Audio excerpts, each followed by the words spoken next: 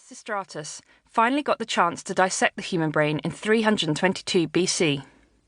Less concerned with identifying the soul, they concentrated on basic physiology, discovering the network of fibres that run from the brain to the spine and out around the body, what we now refer to as the nervous system. It was down in the gladiator stadium, however, where the brain really came into its own.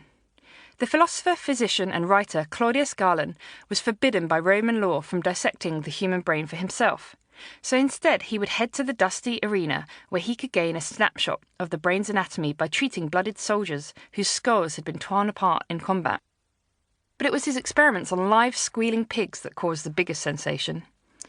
In front of a large crowd, he would slice through the laryngeal nerve connecting the pig's voice box to its brain and watch as the pig fell silent. The crowds would gasp. Galen had offered the first public demonstration that the mind, not the heart, controlled our behaviour. Galen also discovered 4 cavities within the human brain, later called ventricles. We now know that ventricles are spaces containing fluid that protects the brain against physical knocks and disease.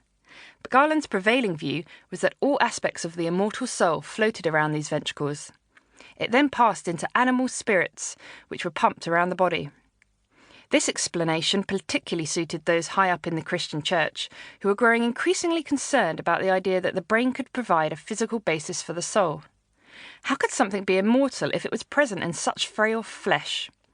It was much more palatable to place our soul in these empty spaces instead. Galen's theories of the brain reigned for 15 centuries, and religion continued to influence those who built upon his ideas. René Descartes, for instance, famously declared that the mind and the body were separate, what is now known as dualism.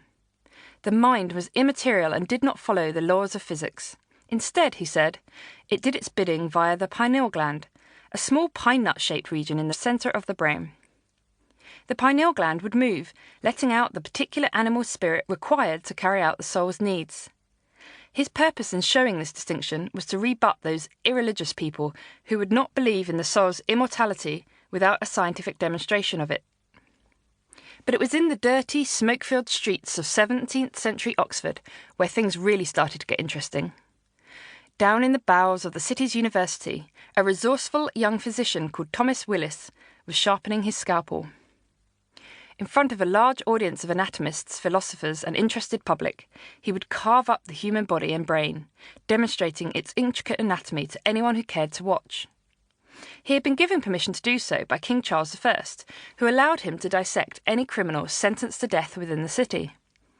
It was thanks to this that he created meticulous illustrations of the human brain, and was said to have become addicted to the opening of heads. I mention Willis, for it was he who really began to cement the idea that our human identity was connected to the brain. He started to match the altered behaviour he observed during his patients' lives to deformities he discovered during autopsy. For instance, he noted that people who had pains in the back of their head, near to an area of the brain called the cerebellum, also had pain in their heart. To prove that the two were linked, Willis opened up a live dog and clamped the nerves running between the two. The dog's heart stopped and the animal died almost immediately.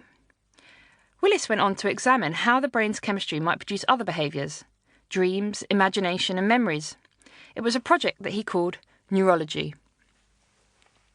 In the 19th century, the German anatomist Franz Joseph Gall pulled us closer still to our modern understanding of the brain by advocating the idea of localization.